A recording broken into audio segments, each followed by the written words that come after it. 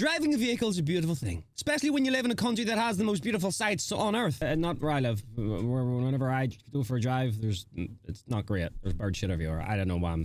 Anyway, we're checking out the most 10 scenic drives in the US. I'm glad you're here. Grab a snack, get comfy, put on your favorite socks. And let's react. Make sure to like and subscribe though, because that also gives you brownie points for being a good human being, and that'll come back later in life. What's it called? Full circle. Okay? Thank you. I'm also streaming on Twitch. There's a link in the pinned comment. Either way, let's do it. I want to start by talking about the Oregon coast. Okay. The whole coast is very nice, but I wanted to focus on the parts between Lincoln City and Brookings. This follows US Highway 101, and for most of the stretch right along the coast, there are a few spots where you go a little bit. This is the thing with America, man. Because it's so big, it literally has every type of scene you could ever wish to see. Does that make sense? Like, you guys have the whole catalog. You know what I mean?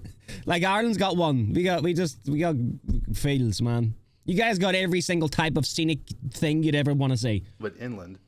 But one thing that is really great about Oregon is that all of the beaches are public. Why are these rocks so black? Access all along the way, and there's no big development going up and down the coast. That doesn't even look real. Is that real? There are no big cities. In fact, the biggest towns are under 10,000 man. people. There is a part where you go inland a little bit around Couser Bay, which is the big city in the area. Yo, we got anybody that lives here? But all of the coastal towns have less than 10,000. By the way, if we do, but we got anybody from the Oregon coast, as we go through here, I want you guys to check in the comments box down below and let me know, yo, that's where I'm from. It's good, innit? Let me know. Actually, the entire Oregon coast that is one beautiful. Big state park, and there are all kinds of spots where you can stop and get out to the beach. It's just really nice to see one long stretch of coastline. Look at that, man. Isn't completely developed with giant hotels. Look at the trees. Cities. Next, I want to talk about the drive in and around Theodore Roosevelt National Park in western North Dakota. Here we go. If you didn't know beforehand and you had to guess what state this was based on this... I'm probably going to pause a lot during this, and I'm probably going to be doing that face a lot. The shock thumbnail face. Oh my goodness. See this whole picture right now? That you could fit the entire Isle of Ireland in it. This is absolutely stunning. God damn. You know, a lot of the times I always say to you guys, you should appreciate where you're from. This is one of these moments, man. God damn. You might need about 40 guesses or so to get North Dakota. That's beautiful. This is one of my favorite national parks in the country, and it's a great spot to get away from What the crowds. hell? What are they, guys? And you'll see a lot of wildlife here. A ton of bison. Oh, bison. A lot of wild horses. Big prairie. Yeah, what did the bison say to his son when he dropped him off at school? Bison. Bison. Oh, fuck. Sorry. Dog towns, and just the general scenery of the North Dakota Badlands is beautiful. There are two different units to the national park, the North and South unit. Hardly anybody goes to the South unit, and even fewer Is this go a to national the North park, unit. this whole thing? You can drive around each of the two units, and US Highway 85 connects them both. If you're driving through the North unit outside of the time between Memorial Day and Labor Day, there's a very good chance you won't see anybody else in the park except for maybe a park ranger. What makes a national park as opposed to just it being a lot of land? Does it mean there's a perimeter around it so the government can make money for you to enter, or? There's really nowhere else in the U.S. that has this type of scenery, and gorgeous. Yes, it's in North Dakota. The next drive I want to talk about is in their neighbor to the south, South Dakota. When most people think of scenic beauty in South Dakota, they're going to think about Mount Rushmore and the Black Hills first, and that's both very nice. Look at that. But what I wanted to talk about here is the drive between the town of Custer and Badlands National Park. Just east of the town of Custer, you get to Custer State Park. And this has got some nice scenery, but the best part about this drive is you're basically guaranteed to see a whole bunch of bison.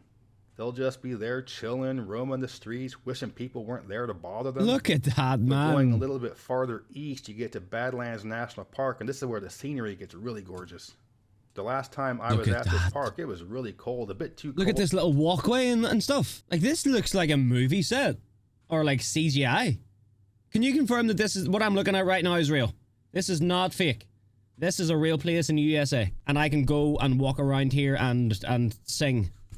To be going hiking, but the drive is really nice going through the park, so you can see some really nice scenery and not even get out of your car. Heading way southeast is the drive across the Florida Keys. Okay. I'm talking specifically here US Highway 1 between Key Largo and Key West. The whole drive between the two is man. almost like being on one big bridge. You go through all kinds of small islands, the Keys, and the whole time you're just seeing this. Yeah, I'm just going to be honest. Like, there should be, like, things built. Let me go back so it's more zoomed in. There should be, like, little turnoffs coming off here, like 2 turnoffs. Imagine 2 turnoffs, right? And then a wee small island here, and a couple of cafes. You know what I mean? Imagine having a little coffee overlooking this. What is this? The Japan Ocean? You go through all kinds of small islands, the Keys, and the whole time you're just seeing this beautiful turquoise water. There are several spots where you can stop and get out of your car along the way, and I remember I stopped at one and got out of the car and saw a couple of iguanas running around. I thought that was this big fat snake. I could see this road being kind of a pain in the butt and high traffic on busy Wait a minute, is this what I just said would be a good idea? Where is this? This is exactly what I just meant. This road being kind of a pain in the butt and high traffic on busy holiday weekends, but it's all worth it when you get to the end at the Conch Republic. In my opinion, the most beautiful stretch of drive along an interstate is Interstate 70 in the central part of Colorado. Between the towns of Eagle and Idaho Springs is the highest elevation of anywhere on a U.S. interstate. The highest point is Loveland Pass at just under 12,000 feet. No, this isn't real. I refuse to believe what I'm looking at as a real video. Like Middle Earth, like it looks like the Shire. With roads and cars. This is amazing. Fuck.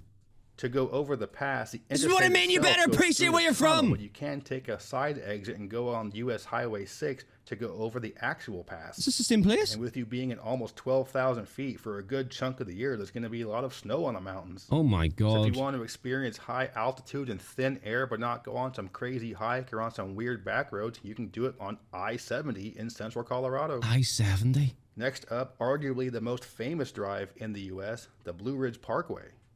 This goes through a large part of the southern Appalachians in North Carolina and Virginia, and my favorite part of the drive is the stretch between Asheville and Boone. You go right near Mount Mitchell, which is the highest peak in the eastern U.S. I just don't know. Nice drive no matter what time of the year you do this. The most popular time is going to be the fall, especially October during the peak fall foliage season, but that's also when it's the busiest. No. Is this real? I can't believe anything I'm saying at the minute. You gotta understand where I live. Okay? There's barely any color. Anywhere. Even the nice places are just grey. Look at this! How the fuck do you get a red tree? The spring or summer, and it's still very nice, very green. And even during the winter with no leaves on the trees and a light dusting of snow, it is still very pretty. Is that the same place? Next up is arguably the most famous drive in the western U.S., and that's the Big Sur coastline in California. You've probably seen footage and images of this drive. You're along a big high cliff. There's all kinds of pull-offs. You can look over at some big drop-offs down to the ocean. And there's some serious wilderness between the coast and the valley on the other side of the mountains. And every few years, one of those bridges gets washed out and the road has to be closed, and the handful of people that live back there are basically cut off from society until the road gets repaired. I'm sorry, what? On the other side of the mountains. And every few years, one of those bridges gets one of these bridges washed out and the road has to be closed. What does that mean? Surely the sea doesn't come up this high. And the handful of people that live back there are basically cut off from society until the road gets Look at the little waterfall. So this is a drive where you'll definitely want to pull over at some of the turnouts to get your photos and some nice views, as opposed to oohing and awing while you're driving. Oh, that's me. Next, I want to mention the north shore of the Upper Peninsula. This is going to be beautiful. Along Lake Superior. Yes, it's gorgeous. Specifically, I'm talking about the stretch between the towns of Marquette and Grand Marais. You're hugging the lake shore for a big chunk of this drive. God damn. You can see Grand Island out in the lake as you go around it, and it goes right to Pictured Rock National Lakeshore, which is a really nice spot. You can't see the beautiful cliffs of Pictured Rock from the road, but you are not that far from it. But even if you don't go off the main road into the National Lakeshore, I'm literally in awe of this place. You'll go around some nice sand dunes, and you'll end up in the really cute town of Grand Marais.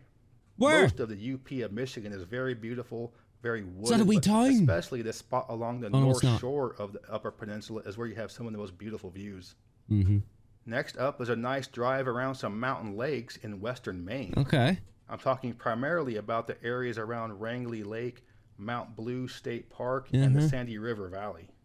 Part of this area is called the Carabasset Valley. I'm not sure if that's how it's pronounced. The height of land. Just some nice wilderness mountain lakes. What does that mean? Rangeley, or maybe it's Rangeley, I know is a very popular spot for people from Maine to go to in the summer. Popular spot for people to have cabins. Beautiful. But even if you're just doing the loop drive in the area, you'll get some really fantastic scenery. And I'm pretty sure there are some characters from Stephen King novels buried out there. And in general, western/northwestern Maine is where you're going to find some of the deepest wilderness in the eastern U.S. I love where you live. You know now what? For what I think is the most beautiful drive in the U.S. You fucking better love it. Southern Utah, going through the national parks Zion, Bryce Canyon, and Capitol Reef. This is classic canyon country and a big part of the Grand Circle road trip tour that a lot of people do. The whole Grand Circle includes the 5 national parks of Utah, as well as the Grand Canyon and other. Look at that. Like, look at this. Fuck a duck. Other parts of northern Arizona, but I do think this Excuse my French. Is the most beautiful. Driving through Bryce Canyon National Park requires going down a spur road into the park, but it's definitely worth it. And there's another spot called the Hogback. Like, do you know how crazy this is? Like, this is insane, that what we're seeing right now. Like, it's insane. I know you're thinking, oh, it's just the Grand Canyon. No, it's not. Alright, this is insane. Like, look at this. This has been forged and manipulated by the fucking seasons and rain and water for millions of years just so we can see it as it is today. Like, that's crazy. Crazy. Say it out loud. I want you to say it. Say it in 3 seconds. Say, that's crazy. In 3 seconds. Okay? You have to do it or your legs will fall off. 3, 2, 1. Thank you. Which is just this crazy ridge. It's a narrow road with a big steep drop off on both sides. I've driven over that part many times, and when I've been with other people, they always get kind of freaked out. Probably isn't the best time to have a tire blowout. No, definitely not. You'll also go through Grand Staircase, Escalante National Monument, and a bunch of state parks as well. And the road goes right through Capitol Reef National Park. Why is that color that color? Some of the most colorful sandstone in the U.S. This drive is much longer than the other ones I talked about in the video, but it is definitely worth checking out the entire route. Although I do highly recommend stopping at least a few times along the way and probably want to make this. Yo, he stopped with his bonnet's up. His bonnet's up. Or the hood or whatever you want to call it. Yeah, he's cooked, man. He's literally getting cooked. Because that looks like a hot place. God damn. Hope he's alright. So that's my overview of the 10 most scenic drives in the US. Thank you, Mr. Geography King. I appreciate you. Check him out, guys, if you haven't yet. He makes great videos, and he's a nice guy. Anyway, I like cheese. Thank you for watching. I appreciate it, ladies and gentlemen. I'm gonna go make some dinner. But listen, we are about to get to the end of another month. You know what that means? It doesn't really mean anything. But I just wanted to say thank you. Thank you for watching all the videos. Thank you for liking, subscribing, going to Twitch and follow, link in bio, or link in pin comment. In all seriousness and all jokes aside, thanks. I appreciate it. Your support makes me able to do this more, which is the best. So, teamwork.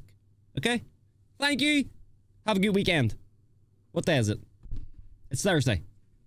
See you later.